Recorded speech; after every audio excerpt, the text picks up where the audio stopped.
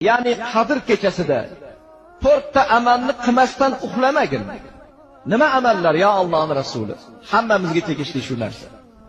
Birinchisi Qur'oni Karimni bir marta xatm qil. Ikkinchisi barcha payg'ambarlarga qiyomat kuni o'zingga shafoatchi qil. Uchinchisi barcha musulmonlarning roziligini topgin. To'rtinchisi haj va umra qilgin.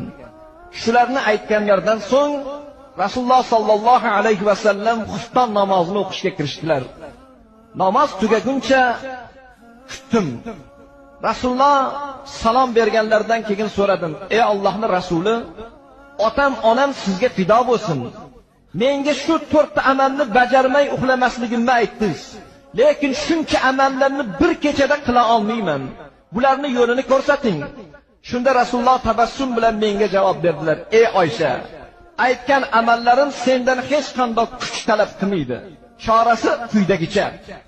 Birinchisi, 3 marotaba Ixlos surasini o'qisang, ya'ni Qul huvallohu ahadni o'qisang, Qur'onni xatm qilganchalik bo'lasan dedilar.